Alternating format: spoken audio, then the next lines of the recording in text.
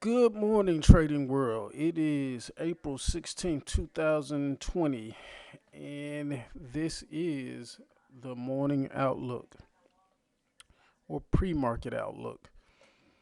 And we'll get into the NASDAQ first with the levels of support and resistance. We will start with resistance first, and the Jack resistance level is going to be 86.78.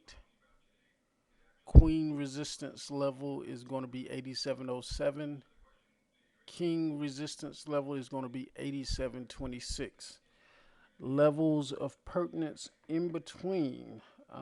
We have 86.95, which is going to be up in this area here. 86.95, right about there.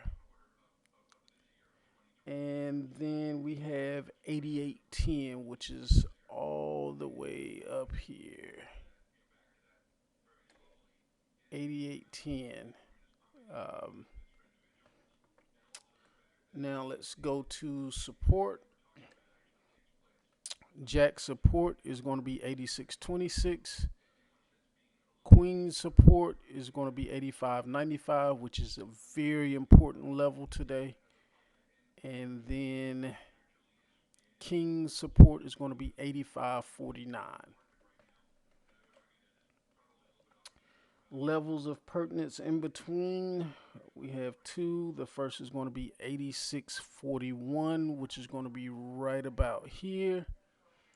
And then 86.17, which is right about here. Those are the levels of pertinence in between.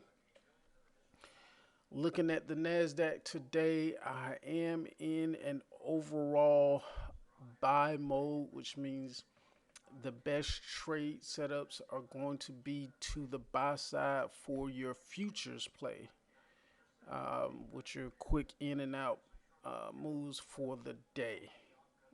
So, again, in an overall buy mode for futures today. Now, as we step to the overall market or the ES, we'll bring the ES in here. We're stuck basically between two significant points in the middle. So the ES has been pretty much running in place. It hasn't gone very far. Hasn't done much of anything at all the last couple of days, because what's actually happening is the ES is pretty much ready to go. There's a lot of stuff going on where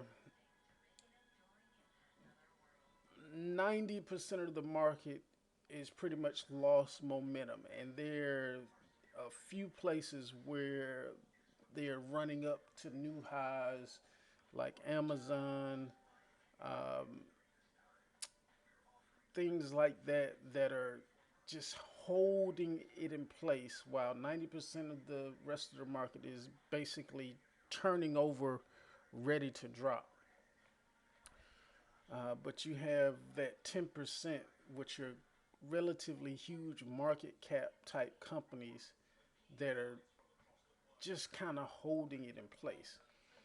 And I think I have said this before, but when we decide to see some real sell side activity again, the real sell side activity is going to come from big tech.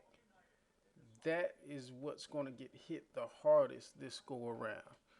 So, uh, which is the reason why I'm trying to catch the QQQ, which is for my option plays to get short, but it's still somewhat running up. Taking some small losses on my option plays right now in the QQQs. and I would like to roll them up. Um, and we'll try to do so again today to try to roll them up. Because again, the important thing to me is to be in the positions overnight. Because, like I said over and over again, when it happens, we will probably wake up and the volatility will have already spiked overnight. So that's why it's important for me, even with taking a small loss on the option positions right now. It's just important for me to be in a position. But again, on the ES right now, we're in the middle of this 2811, which is very important, and this 2731, and we're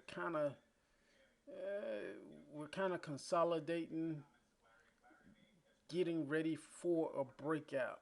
And once we break below this 2782, um, we're definitely headed down to this 2731 with probably a little chop in between because while the ES is running in place, the NASDAQ is going to be the one that's going to have to catch up. And it's kind of holding everything else up from falling. And just to further represent that point, I'm going to bring up or compile.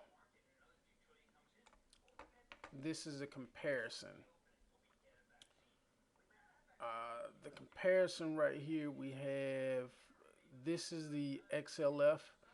As I said yesterday, the war uh, on whether we go up or down is basically going to be between big tech, which is the NASDAQ, QQQs, and the financials.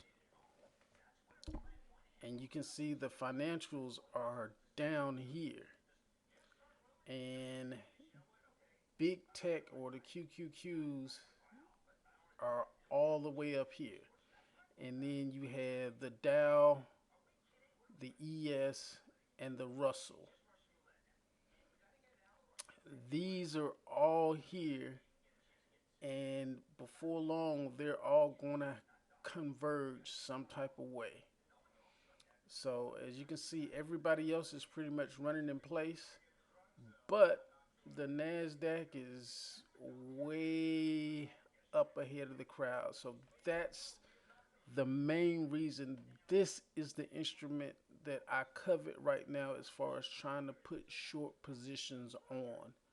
I'm definitely trying to put more short positions on the NASDAQ or QQQs because that is what I believe is going to get hit the hardest. That is that for today.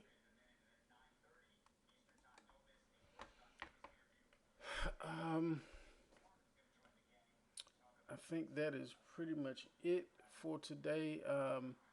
Expect us to kind of run in place, but at the same time, what is very curious to me, let me see if I can find it. On the ES, I'll bring up a daily of the ES here. And these two purple lines here are what I have as the expected move for the week. And as you notice, we are dead smack in the middle, which means either this is going to be one dud of a week and nothing happens, or the last 2 days of these weeks, we're going to see some real fireworks. So either way, be prepared. I'm betting we see some fireworks at some point in time this week.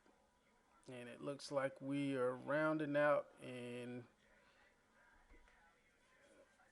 coming over, but you can't be too surprised if we get another test to the upside because of the QQQs.